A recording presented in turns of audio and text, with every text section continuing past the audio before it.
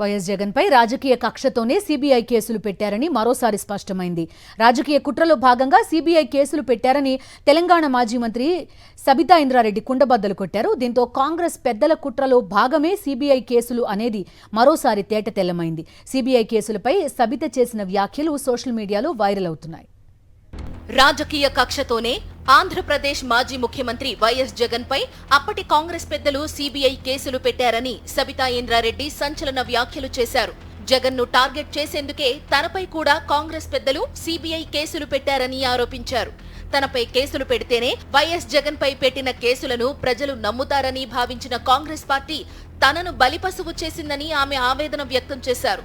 YS Jagan ను target చేసేందుకే ఈ కుట్రలు జరిగాయని తెలుగు స్క్రైబ్ అనే యూట్యూబ్ ఛానల్ కు ఇచ్చిన ఇంటర్వ్యూలో ఆమె స్పష్టం చేశారు. తెలంగాణ అసెంబ్లీలో రేవంత్ రెడ్డి తనపై చేసిన కామెంట్లపై స్పందిస్తూ సబితా ఇంద్రారెడ్డి ఈ వ్యాఖ్యలు చేశారు.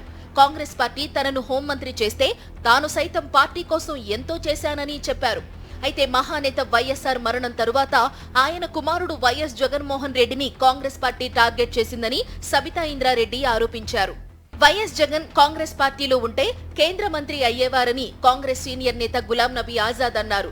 దీన్ని బట్టి చూస్తే పార్టీని వీడినందుకే వైఎస్ జగన్ పై కక్ష కట్టి కేసులు పెట్టారనేది మరోసారి స్పష్టమవుతోంది.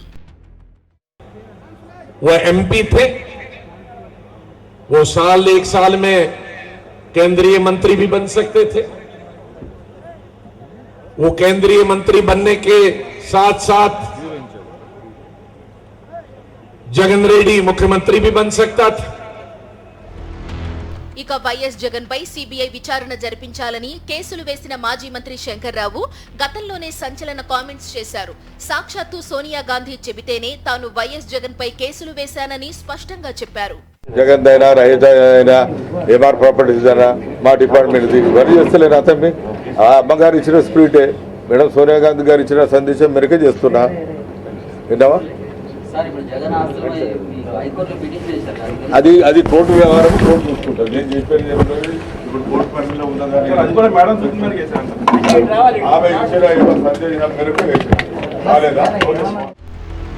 మరోవైపు వైఎస్ జగన్ కాంగ్రెస్ కు రాజీనామా చేయడం దురదృష్టకరమని మాజీ కేంద్ర మంత్రి కాంగ్రెస్ కీలక నేత గతంలో వ్యాఖ్యానించారు. అంటే ఆయన రాజీనామా చేసినందుకే సీబీఐ కేసులు పెట్టారనేది వీరి వ్యాఖ్యలతో మరోసారి తేటతెల్లమైంది. I heard this news across your channel. It's most unfortunate. Let me see.